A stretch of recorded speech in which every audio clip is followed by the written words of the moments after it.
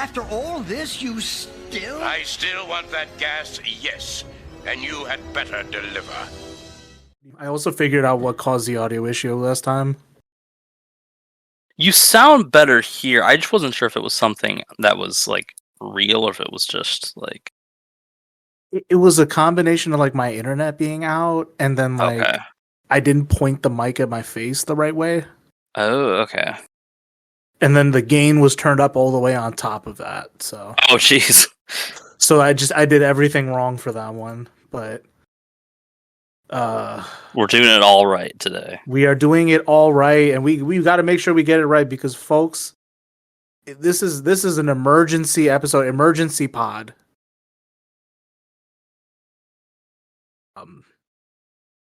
I'm joined today here with Chief DC correspondent and at this point full-time co-host. Please welcome back, Josh. Always excited to be back, including in cases of emergency such as today.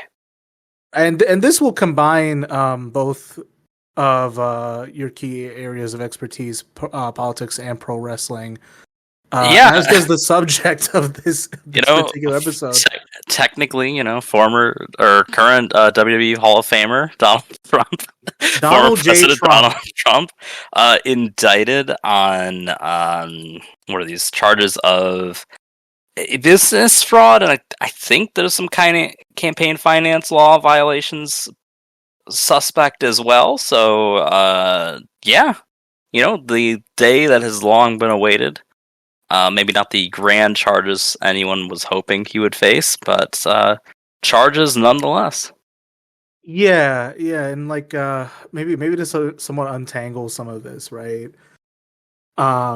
This is one of those events that I just thought was never going to happen, right? Because my cynical ass thought they're never going to indict any living president for a damn thing, because that would just open up new precedents, right? And regarding Trump's storied series of legal cases against him, right? There's a couple. I'm gonna follow CNN for all this, because for some reason CNN's not paywalled. Yeah, bizarrely enough, they're like the only one that's not.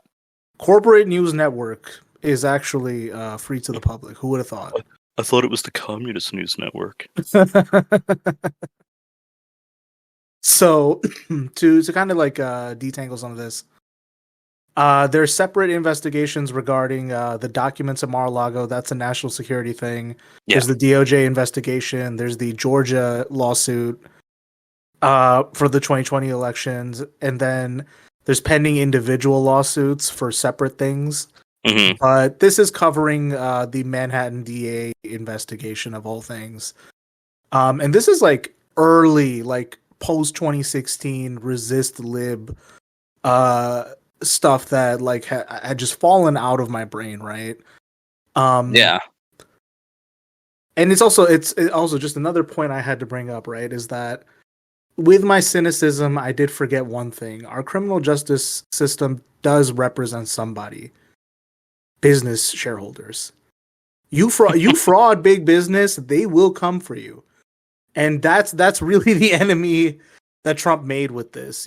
Forget his storied excesses in office. He was never going to get in trouble for that, maybe. But fraud and business misconduct. Oh, he's in trouble for that. And specifically, this is the big thing that Occupy Dems was posting about a lot on Facebook and Twitter and other shit. Was the hush money paid to Stormy Daniels and some of the other Michael Cohen stuff, right? Yeah. Gosh, I mean, it's when you had written down in the outline that like this was like early resist lib stuff, and it all just came pouring back, right? Just that whole era of desperation, cringe, all of it, and like this case, like I remember, there was like a push that like. I don't think Stormy Daniels in this case is represented by her original lawyer, but I remember that first one. Michael Avenatti, I believe. Michael Avenatti. Oh my god! I remember, like people were like, "Oh, he is like an American hero for like taking on this case and stuff like that." Just the most insane hyping up of bullshit over this stuff, right? And like this is, I know some people kind of dismiss this as something of a nothing case, because I've seen people describe it as a technicality, right? Did the hush money come from him, or did it come from like his campaign? And like it's a major campaign finance law violation, right? If he gets off the hook for this, that kind of sets a pretty dangerous precedent. In terms of what you can't do with campaign money, right? If hush money's on board, then basically anything's on board for that. But yeah, I mean, I think like of the main cases that are like coming forth, right? I mean, this one is the one that he's getting indicted on first, but like those other ones have farther sweeping consequences for democracy, right? Like trying to various efforts to overturn elections and things of that nature. Yeah, I mean, like, but this is step number one. Will it be the only step that's actually taken? Is sort of an open question.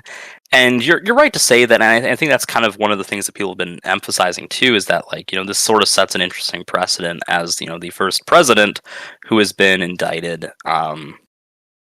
This does sort of open the doors, and I don't necessarily think that that's a bad thing. Like I think that like presidents, when they break the law, should be should face some consequences, right? I mean, they already commit dozens of war crimes apiece, sometimes on a daily basis. Like I think the least they can do is face some minor legal repercussions.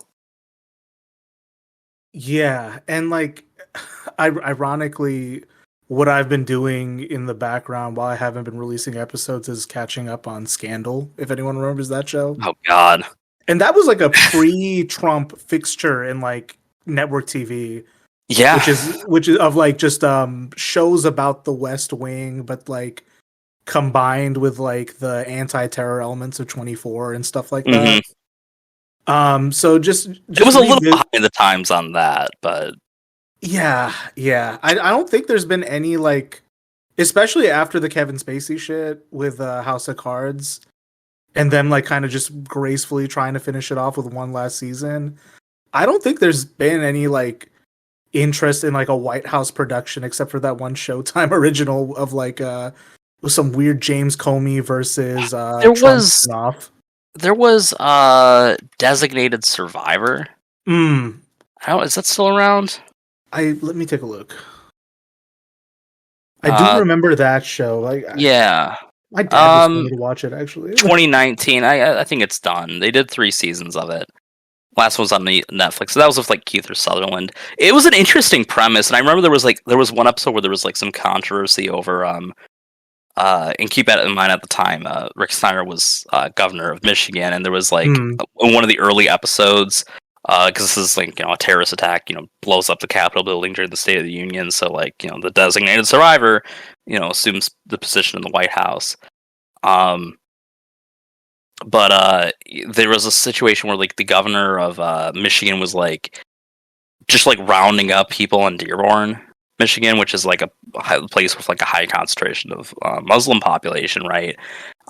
In response to the terrorist thing, and there was like some controversy over that about how like it's wrong. It's like, well, that's the point. Is it's a pretty malicious political act, like that would totally happen from like. I mean, I think we're increasingly seeing that in a post-Trump world that many more conservative governors would gladly throw minority populations of whatever sort under the bus. I mean, it did happen, right? With Trump's ICE department basically picking up random people in Sterling Heights, Michigan, right? Not necessarily like Dearborn, but somewhat similar.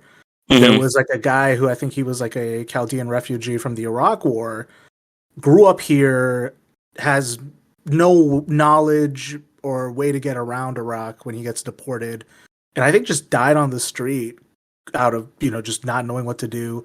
It's also happened with like populations you wouldn't expect, right? Like there was this case of a guy who was adopted by white parents from South Korea, but the paperwork was never properly filed. And then once he comes of age, they just chose to deport him to South Korea. And again, guy grew up in America, doesn't know Korean, doesn't know how to get around. you're supposed to make that shit work. Right. So, I mean, and I know this is a bit of a diversion, but I'm also reading James Ackerman's Reign of Terror, which is about like the Bush era lead up into Trump and like the war on terror and like the legal morasses that they're in there, right? So that's kind of been the direction our federal government has been running in, unfortunately, for a while. And to another point, right? Like the way we lionize these weirdo lawyers, like Michael Avenatti was one during that era. Who was the one prosecutor that everyone was getting like really wet for? What was his name? Robert Mueller. There was Mueller. There was a different one who was like, because like Mueller was just there tied to like the investigation, right? And I mean, I remember where like you had God, there's an audiobook of the Mueller report by who did it?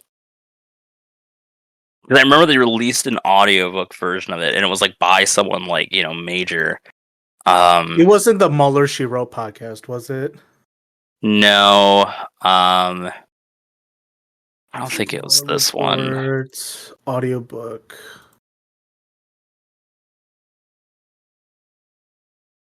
I'm not seeing like I'm maybe I'm mistaken. I thought there was like one where there was like they got like Hillary for it or something stupid. Like, they would do some shit like that too.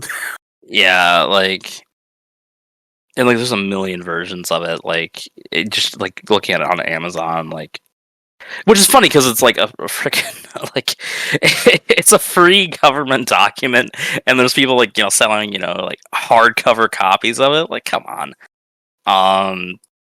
And I know that, and the report was pretty successfully undermined by the administration at the time to like basically be forgotten about. Like there was like legitimate like crimes that were highlighted there. It's just that like Mueller like didn't see it his position to like necessarily recommend action, and like I don't know. I mean that's the kind of I mean Mueller was a Republican. He wasn't really liberal, but like that's just kind of that culture has that like really passive, just accepting the way things are, this worshipness of civility, and what's the dignified thing to do in different situations. And I think that's just I mean we've been reaping the consequences of that for the past exactly 6 years. So like there's nothing that should be new. And Robert Mueller, again, like to our nation's detriment, was involved in like coming up with like those legal fig leafs about torture and enhanced interrogation. So, what he's willing to do to defend the republic, quote unquote, it is wrapped up in this repeated notion we continue to bring up of American civil religion, civic religion, whatever you want to call it. Yeah. Which, again, like this. That the heyday of those of the post 2016 resistance lib media sphere. Does it feel good remembering any of it or not? That's no. It's and like I mean I was even seeing some of the memes where like when those took off like around that time as well. The whole like Hillary, Obama, and Biden on like the phone like talking to each other like that stupid meme format. Like the girl and all that. Like I just saw a bunch of that pop up again. I'm like, dude, this is like. I mean, I know people like it's probably a little overplayed where it's like, oh, like the reason why Democrats are not as successful electorally as maybe they ought to be is because they're cringe. But I'm like, dude, their voter base in some cases is like some of the cringiest people on the planet. I mean, they have nothing on your homeboy. What's his name? You just sent something from him earlier. Oh, well, he's definitely going to come up here. John McNaughton? Yeah, yes. John McNaughton. Oh my god. Holy cow. Okay, so for the listeners who cannot see this, if eventually I'm going to get better at like editing the videos so that, you can see everything we're looking at. But John McNaughton, for those who are uninitiated, you might have seen his content floating around the dark morasses of the internet. Does like these very stiffly realistic paintings that I can only describe as like modern frescoes of American civil religion, but it's all like pro-Trump. And what's like that's like the unique thing about it, right? Is that it's this higher art form than like a usual MAGA meme, Yeah. but the content is like utterly repulsive. So the image here is like you've got ex-presidents, founding fathers, and then you've got Frederick Douglass, Martin Luther King, and Harriet Tubman on the same side as well, with Robert E. Lee. And they're all like laying hands on Trump and praying for him. And Trump is at the table praying in front of the Declaration of Independence, a set of keys, and the Bible. Not in its proper upside down rotation, but you know. I just... Oh God. Yeah, So, it's like his up. whole timeline. I know the first time I encountered him, I was just like, this is the most embarrassing person on this site. I can't remember what it is, and that's even that's on a site where someone paid $44 billion to literally insert his name into the fucking algorithmic code of the site. I just... But yeah, it's all just like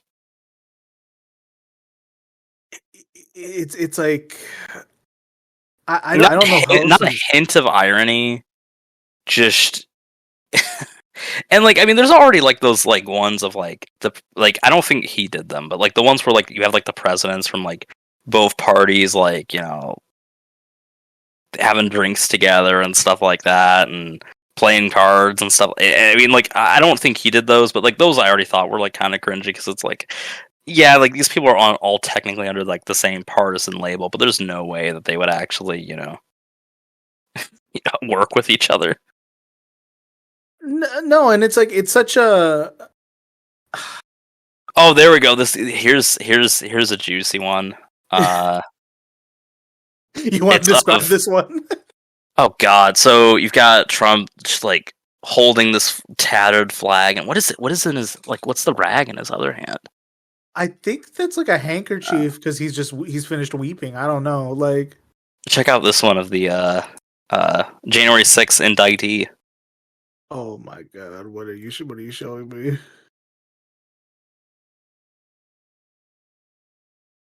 Yeah, scroll down on your messages.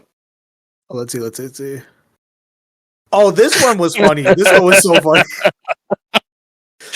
And this one then translated back into something as CPAC where like a guy was like literally feigning crying in prison. And then Marjorie Taylor Greene like comes in to console him. And it's like, I don't know what to describe it, but like the way you said it was perfect. Was like without a trace of irony. Yeah, it's just... I don't know what else to describe that. And I'm not saying this in like a punitive or like sarcastic way. I don't care about, people being religious or not. But like you can only act this way for something you believe beyond reason. And that's what this is. And I know people are probably sick of me keep harping on like civic religion as like a net foolproof way to explain like why people act like this. But I mean, John McNaughton is the most distilled example you can find of this shit. I don't know. 100%. Almost worth no. I was gonna say almost worth a follow. But I'm like, no, I couldn't bear that. We could do a follow up, but like we would have to like have video of each one, and then maybe we'll get a couple other people to help us out. If it's just me and you, we're gonna like start crying. Oh yeah, just like gouge our eyes out. Oh my God. Oh gosh. So I guess I don't know. Moving on with this, right? Facts of the case. I'm not sure what else we can say other than like we don't even know the precise charges at this point. Yeah, it's like the jury just voted to indict. We don't know what he's going to be charged with yet, or do we? Like we know it's like what it's like tied to, that it's tied to that hush money and whatnot, but we don't know like specifically the legal charges yet. At least the last I had seen.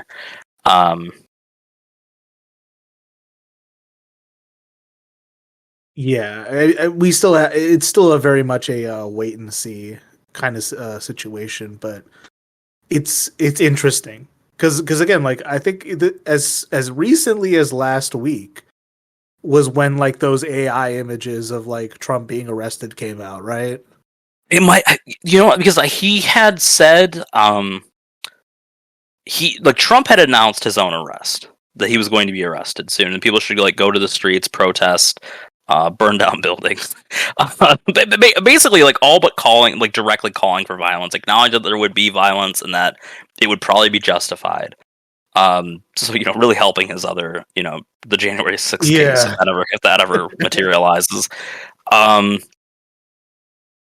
But yeah, I mean, and this is of course, just the reaction in the conservative sphere towards this has been pretty much what you would expect. Hilarious whining.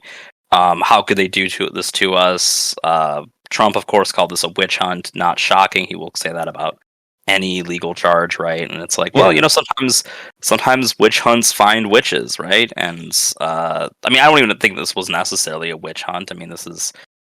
This is kind of the thing where, like, if this was the only thing Trump had done wrong, yeah, it would probably backfire, right? But I think most people are kind of, at least in like the mainstream, I think are out for enough of his blood that I think that like even this is, fine, right? It's not like Bill Clinton in the 90s where being, legally charged for, well, technically for lying about receiving a blowjob, not for actually, receiving one, but that was seen as absurd, right? Because it kind of was. This is like, okay, like it's a little different when there's actual like financial implications here. There's I think most people recognize that this is like the least of his sins in some ways. Like, yeah. And like that's again my cynicism there, right? Where it's like, of all the things to get him on, it's funny that it's this, but at the same time, right? It's like, I think Trump is unpopular enough that enough people are like, fuck it, I'll take it. Yeah. But I mean, we can get into the GOP situation in a sec. I really what I want to know is, was this the work of Dark Brandon? Did Dark Brandon order the hit? I don't think so. He's been nowhere to be found. He has been nowhere to be found. I think that's by design. At least on this issue. Like, I think it's very much by design that he is, avoided being seen having anything to do with this. Whether or not that's for the best, I don't know. I mean, it's a state issue technically. That's true. It's not a federal one. He's preferred to remain invisible on those two, to be fair. But I kind of get it, right? Like, I think that this is like, on some level, I think that they're, subservient to the idea of like looking non-political is ridiculous, right? I mean, that's why Mueller has taken, the better half of a century to like muster up the courage to, file charges. Or not Mueller, Garland. Yeah. The other, figure of religious worship from some, lesser informed people on the left. But yeah, I mean, like, it's. I think that keeping Biden out of it a little bit makes sense, just in the sense that like it does look a little bit more vindictive when you have the former or current president going after the former president, right? I mean, I think there's obviously all the irony with lock her up, right? And yeah, here we are with this, but I don't think that vindictiveness was really like attractive to people in the public, right? I mean, I think Hillary was a poorly liked figure enough that I don't think Trump was like particularly punished for it, but it's that was that general brand of vindictiveness was not really attractive to a lot of people. Yeah, and I think like it just, when you get pushed in that brand of defending Trump or defending the Democrats, you get put into just a very, if you choose to go that route, it's alienating for everyone else. It's not really something you can pitch to the mainstream. Right, yeah. But yeah, again, the time will tell if Brandon had anything to do with this, but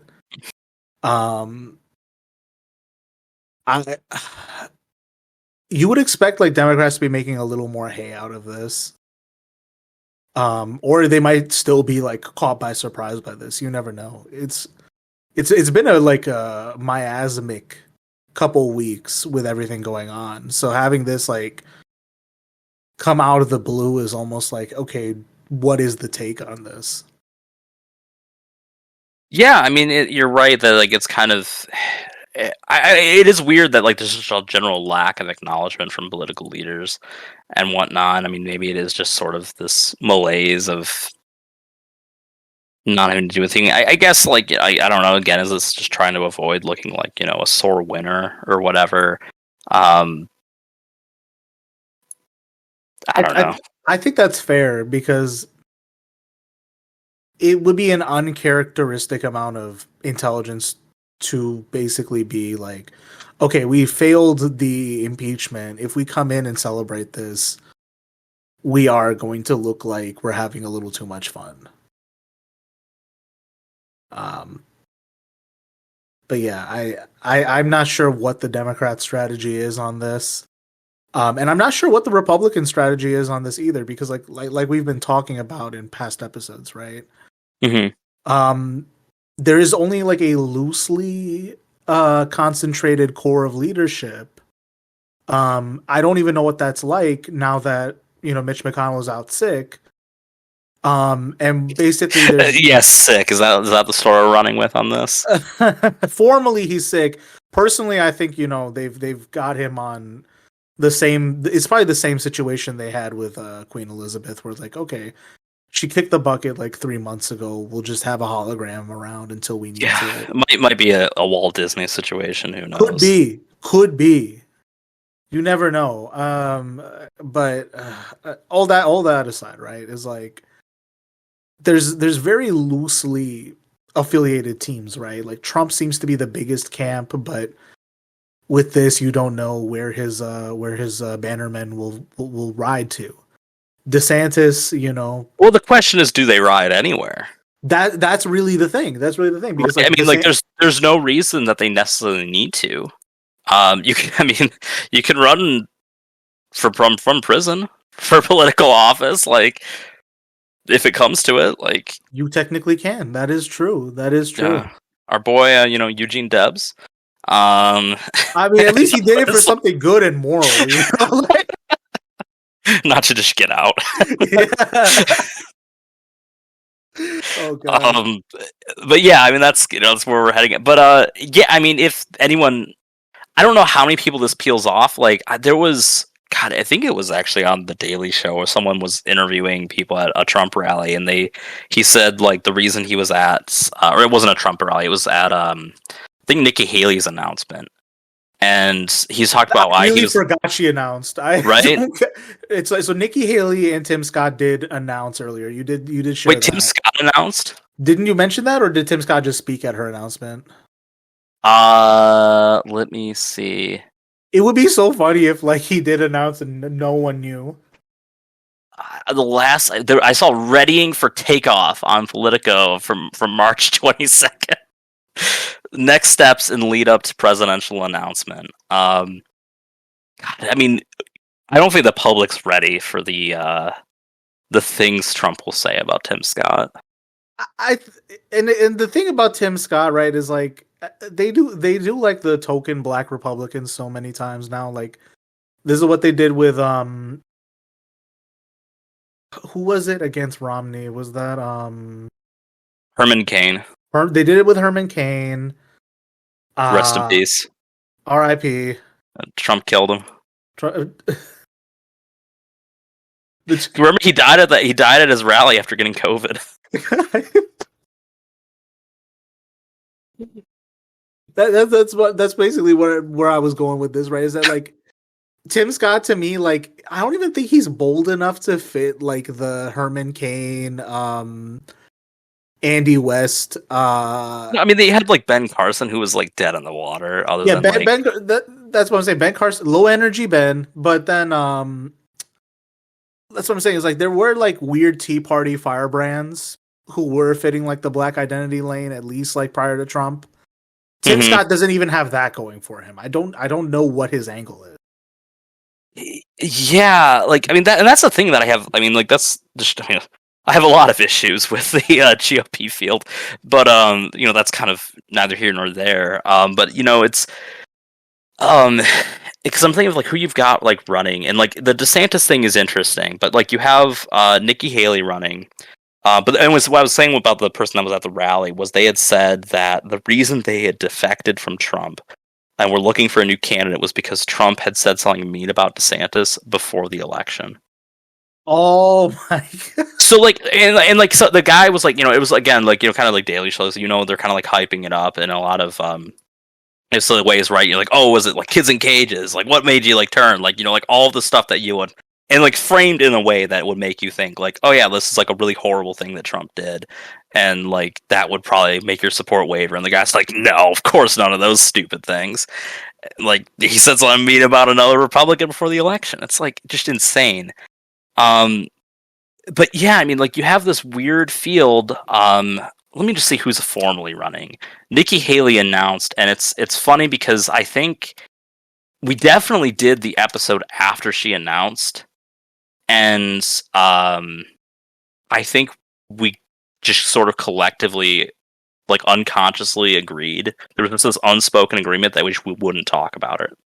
Because again, like who cares? Who cares about Nikki Haley? Everything I can say about Nikki Haley, I've already said about Bobby Jindal. I'm serious. Yeah, and I mean, she has like an advantage in the sense that she's a woman, where it gives her like this extra lane to check. I think it's hilarious that she was like all hyped up about like, oh, we can't win the announcements. Okay, there's one other candidate. So there's Trump, Haley, Vivek Ramaswamy. Oh, that guy. Like some weird tech bro is jumping in. And I don't know. All I know about him is that he's just really excited to like be a transphobe. That's all I know. I didn't even know that much. This is the first I've ever seen him. He keeps showing up in my For You, and I'm just like, man. There's some other declared ones. We have John Anthony Castro. Well, that's a dead-on arrival. That's Perry Johnson. Oh, right. Yeah, this guy. So this is the guy, he had a Super Bowl ad. Because one of my students wanted me to show this to my class, like one of my former students wanted me to show this to my class, and I didn't get around to it because, disaster struck campus, and it didn't seem appropriate anymore. But this is the guy who had the Super Bowl ad where he announces his candidacy, but it's like buried in this weird thing where it was the deep fake, fat, like AOC, Pelosi, and like the Democrats in it. Huh? Yeah, you've probably seen it. You just didn't realize it was tied to this guy. I don't even. Honestly, I think the reason why I missed it is because my Super Bowl watch party this year was just people who wanted to watch the halftime show. So we probably gave up after that. Let's see. Damn, someone did a presidential launch during Super Bowls. That's crazy. Yeah, where is the... So he did one, I guess he did two, because he did one where it's that he's a quality guru is the title of it. And then there was another one where it's like fat morphed, like, House of Mirrors versions of like Democratic politicians. It was really bizarre. Huh. You have Steve Laffey from Rhode Island, don't know who he is. Corey Stapleton, Montana Secretary of State and member of the Montana Senate. Decisions pending. Chris Christie is debating throwing his hat in the ring. We saw that this week. Oh gosh, I mean, it's not that unusual for like former losers to like sneak their way back in, but like this guy has just like whatever political like shine his brand had is long gone. Yeah, I just having watched the greatest documentary on life in New Jersey, The Sopranos. Chris Christie is like, I don't know what people would make of him other than like being like the smarmiest, like most unlikable guy in the room. You know what I'm saying? Yeah. And again, like I'm not saying this lightly, but like the way he stuck to Trump after losing the debates in 2016 was kind of proof that he was bitch made. And like he was really angling for like a chief of staff job or something in the cabinet. Didn't even get it. Yeah, Like, he got fired. He was the head of the transition team, and he got fired before they were even, oh, in now the he White believes House. in transition. Right? Yeah. Well, he didn't complete the transition, so. Oh God, I have no Um. respect for Christie. I really don't. I don't have any respect for that guy. Just knowing that like he was one of the Bush admin lawyers and probably had his hands in a bunch Oh of horrible yeah. shit. Guy's a crook. No, what can you say? The only sympathy you ever expressed to him was like some like physical image sympathy. I mean, okay, you know, he's a fellow big guy. I get that. But you know, Jersey's a small state with a lot of big guys in it. What are you gonna do? Hey, take it easy. Um, we don't have to go for all these. Mike Pompeo, I've seen floated around a bit. No way. No way. Like he might have not. There's no way. Who aside from like this one suburb in Virginia is gonna vote for Mike Pompeo? Right, John Bolton, 0% chance. Hasn't he run before and just gotten nowhere? I have no idea. Like I couldn't imagine being like, yeah, this is someone who should run for like. But Bolton is a charisma-less ghoul, also from the Bush admin. Yeah, well, also in the Trump admin for a little bit. Yeah, he's just a NatSec ghoul. I don't know why he thinks.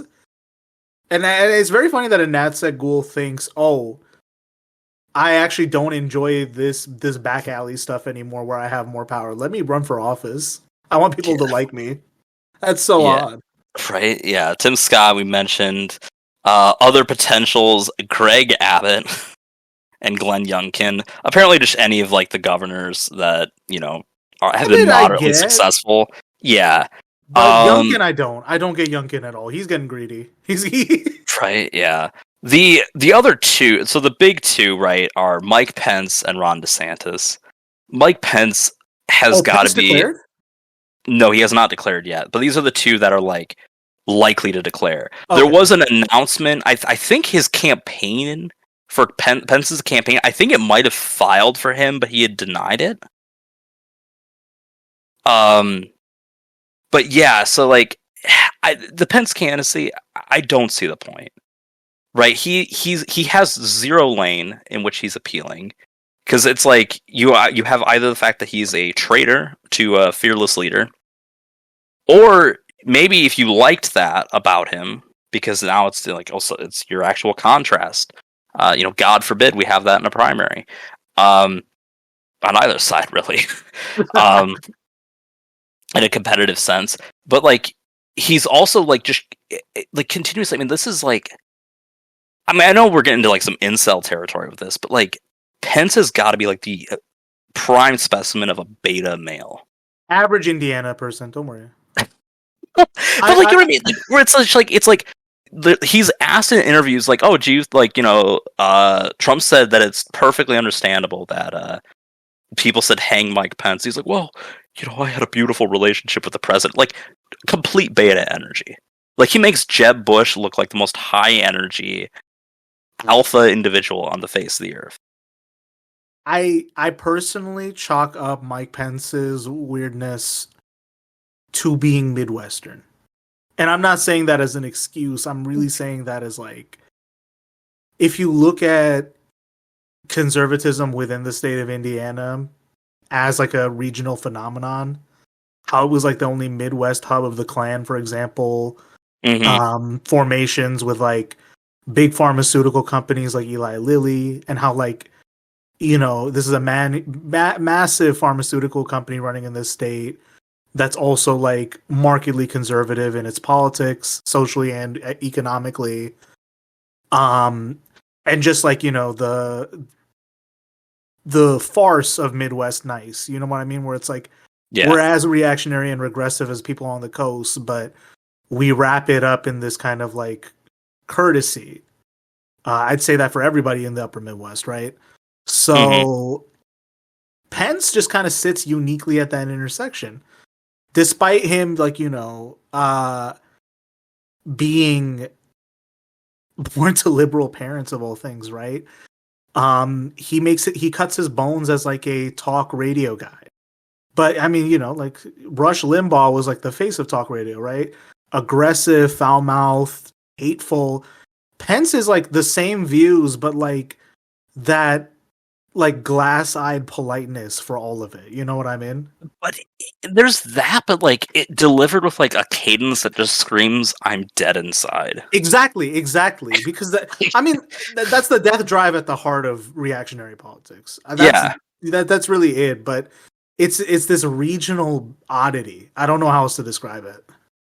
Yeah, I think that's fair. And of course, that leaves Ron DeSantis, who was originally going to be a major focus of what we were going to talk about before, and will probably be for today as well. So Yeah. obviously, he is not declared yet, and he has an interesting role to play as technically Trump's governor.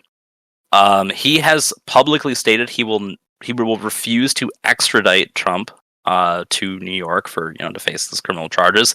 However, he is constitutionally not allowed to do that, which conveniently puts him in the same place Pence was for January 6th, where he's going to have to do the thing that's going to piss off the Republican base, and Trump will further weaponize that against him.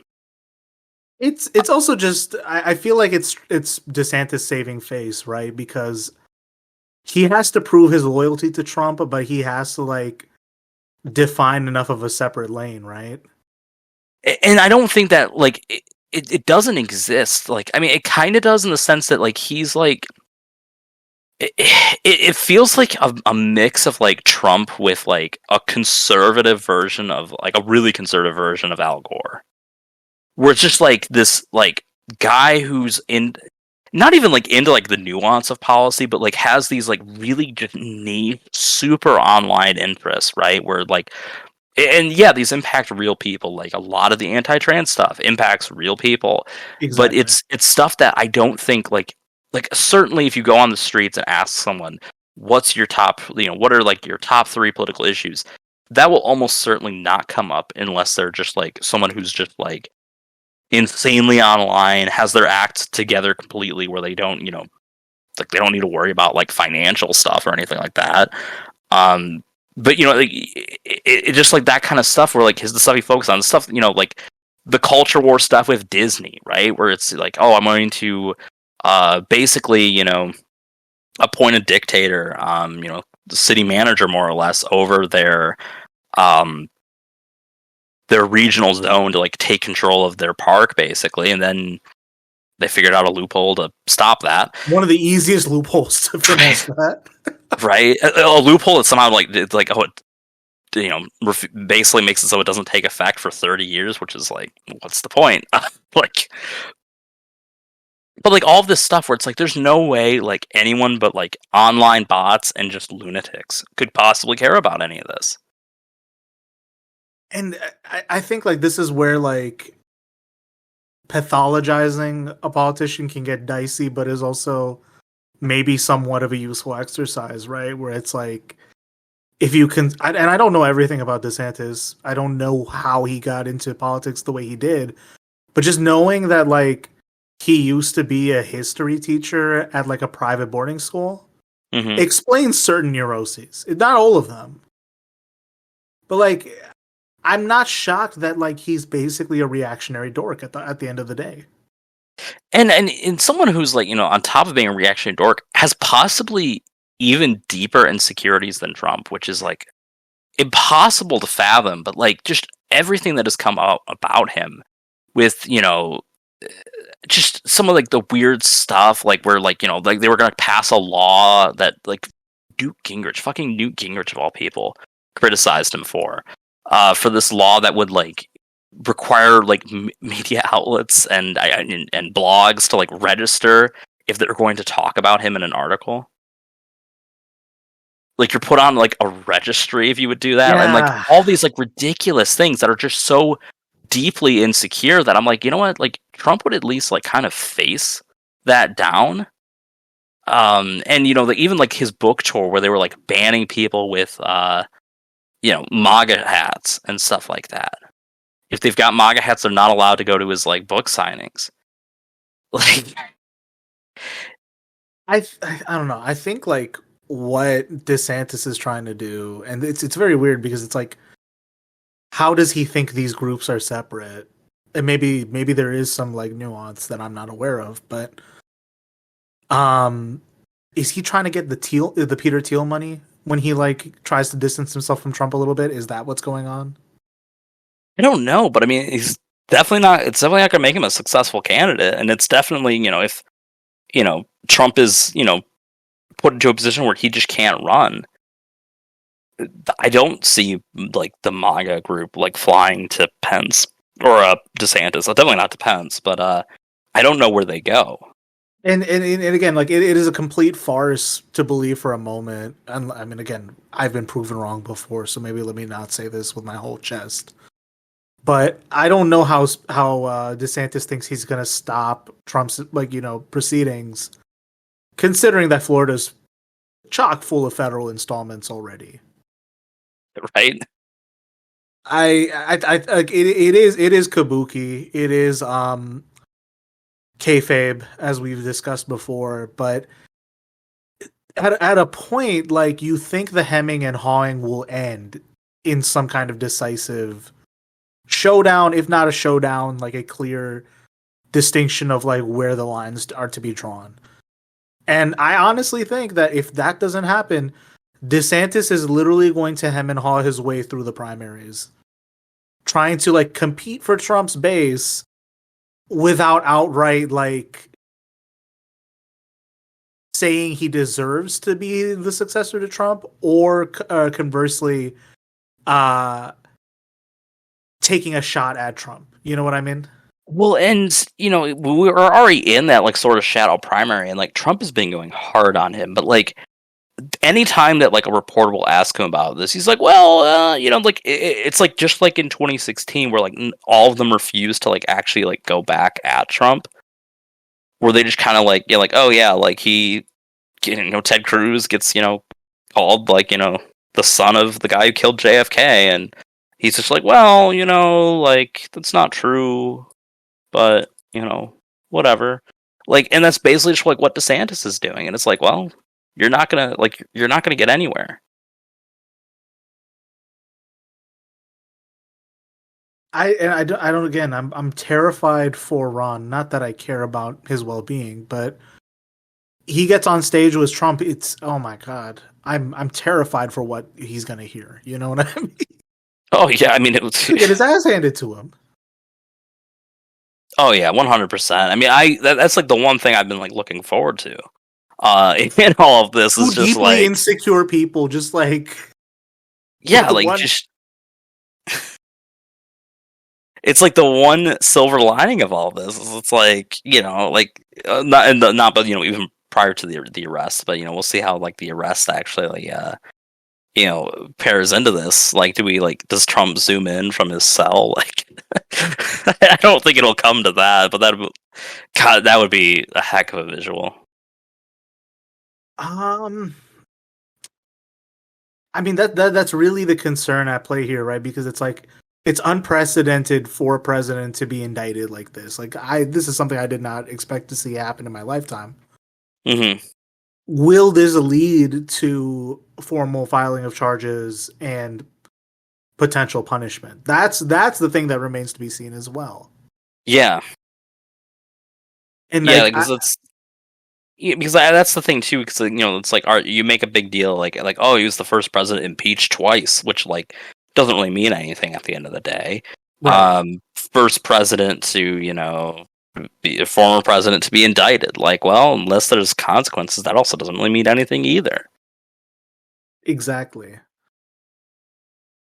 And I think like that's the horror of a Trump to like a system that's been mired in a culture of respect for norms and these ideas of decency, right? Is that if you have no shame, you're not going to. It doesn't matter if these things stick. Well, and even layered on top of that is, and you were kind of talking about, we were talking about like the Bush administration earlier and stuff like that, like just like the proliferation of like that unitary theory of the executive under Bush.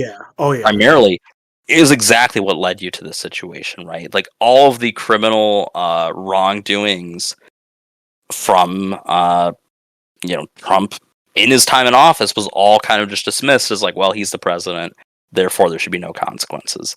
And even now, right? I don't know. Like, the logic to me never really held any weight, but the idea of like, oh well, he's the former president. He's the former president, so he still can't be held legally viable. And it's just weird. And like some people have kind of, and I think this is disingenuous too. The notion that having former presidents be legally indicted like makes them like more interested in like maintaining power, which again like could just be solved by like having potential consequences when they're in office if they're bad enough too. And other just I don't know. There's just a lot of like weird, dumb arguments I think are being put out there that like it's like I think it's just fundamentally ties to the fact that there's just a severe lack of legal imagination among the American people.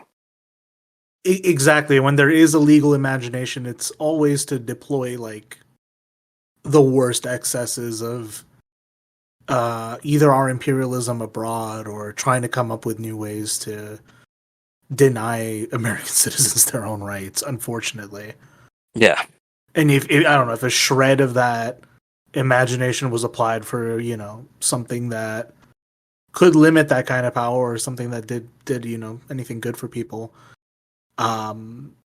maybe we might not be in this position. But again, like, I don't know if I'm being overly cynical here, but if we've hit a point where like an executive is being indicted and we don't have precedent for it, and there's not even like a clear consensus among the people who handle this stuff about where they would like to see this conclude, we're seeing an already stressed system under a new degree of stress that it hasn't endured before. Will anything come of it? I don't know. I really am not in the business to predict anything anymore. But I do stand by this idea that like the constitutional order we have has not been adjusted for current conditions at all. You could argue the conditions it was establishing weren't necessarily sustainable to begin with, and that's yet another reason why we find ourselves in the situation we're in today. Yeah. Maybe that is a bit too dour of a position to take, but that's kind of what I see is like there's these arcane rulings and it's all Byzantine, and constitutional law is one of those fields where it's like either you are a charlatan finding a way to like do like new forms of torture, or you are too scared to change anything because you have your hands tied by your faith in civic religion. Well, yeah, I mean the whole notion of like constitutional law, it's just all like it's the mechanism through which we debate the level of power that we want one side to have, right? We want to maximize the power of whatever vehicles. Typically Republicans do this. They want to maximize the executive when they hold the presidency. They want to maximize, or minimize the federal government, and at the expense of the states. When they control more states, then they have power in the federal government, and vice versa. It's all just this framework that is so loosely defined, and part of our civic religion really is that that's part of the beauty of the Constitution, right? Is that it was this flexible document that's allowed it to persist as long as it has, and there's clear loopholes and issues that have emerged because of that flexibility. Yeah, that's where especially when we define loose rules past that point. Yeah, and this is again my cynicism showing through, where it's like, is it flexible or is it just like bourgeois interest seeing where the wind is going that day? Well, I think because on either side of the aisle, really, right, the bourgeois interest is pretty well represented. Yeah. So like that's always going to be the framework that's sort of always promoted and whatnot by the court systems. Yeah. I guess I don't know. I had a point on the outline, which is like, what is reasonable to expect moving forwards, and I think we're just trying to say like, we don't know. Yeah, I mean it's yeah, like it's all kind of an unknown at this point. You know, hopefully it will kind of like one can hope that you'll get an outcome that's desirable, but it's nothing I'm gonna put money on. It's just kind of the nature of this, right? And it's funny too because I think on the that was another point I was thinking too earlier was that the way that conservatives have weaponized the whole like, oh, if we don't stop this, then they'll come for us too. The way they just like appropriated that, right? When like that's always been used as kind of like like as a means to like protect minority groups, right? But here it's like if we don't protect our corrupt leader from indictment, then they can come for all of us. It's just ridiculous, but yeah, it's a lot of unknowns. It's exciting, I guess. Like it's exciting until it's not, but it's definitely interesting nonetheless. It is. It's definitely a new arena of possibility, and what's been just. I've said this before, but like a miasmic couple weeks. Yeah. I'm trying to see what else we have here. It's the only other thing I got. What does this mean for the Trump brand? Is the brand tarnished, or is his faith still going to be a constant among his most ardent followers? I mean, the Trump brand is really kind of divided in half, right? It's it's a brand of winning and glory and whatever to his supporters, and it's a brand of unmitigated corruption and bigotry and all that to everyone else. And I don't think this changes it one way or the other for other people, right? I mean, I maybe it's possible that like there might be that like one or two moderate voters like, oh wow, like he's indicted, maybe he was actually bad, because they those people tend to have a little bit more faith in the legal system. I would, and you'll probably see people online claiming like, oh, I was a Democrat until like they indicted Trump, because that's just unfair. Like always made up. Those things never happen. I was like, a Democrat until trans people. Like nah. Yeah, it's like I don't the conspiracy theory. I don't think those people are real. You might have reason to believe that. Yeah. Okay. Well, I'm really not sure what else to make of everything we've discussed so far. I think like I've hit my wall with this. But this will continue to come up in our coverage now that we're back. That's the silver lining of these events. We're back. Yeah. Anything else you want to add? Or something that I missed? I think we really covered most of it, right? I mean, there's definitely more we could talk about like all of these ghouls running in the primary or possibly running in there, but we will save that for the future as it unfolds in various capacities. Exactly, and that's going to be an ongoing circus. That yes. Oh my gosh, we should get some press passes. Honestly, I mean, we should have fun with this. I don't know. Live stream the debates. Should we do it like a Twitch stream kind of setup, and then Good. I don't know. What I would love to see is debate health bars, but I don't even know how you could figure that. I could have fun with that. We'll see. We'll see. I guess before we move to closing out, then I did want to say that at the time of recording, it is Transgender Day of Visibility. I just in the wake of everything that's been going on, it's been incredibly shitty the way that one of the most vulnerable communities in our country and in the world is being turned into political cannon fodder for this stupid ass culture war that none of us want. And us here at the greenhouse, we hear you, we see you, we support you. 100%. 100%. We are. I am ready to throw hands. Parody satire in the Minecraft server, but you hear me. And one day we will have not just Trans Day of Visibility, but Trans Day of Victory. I believe that. Yeah, I mean, we got to hold out hope and fight the good fight through nonviolence. For the sake of legal disclosures there. But yeah, we must work within and without the system. Interpret that how you will. We don't take responsibility for how you interpret that. But again, it's like we mentioned earlier, is that reactionary politics is born of a death drive, and that's where I see myself, is against that. We want a politics of life, specifically one where people are allowed to live in dignity and just be themselves. God, that's all we want. Yeah.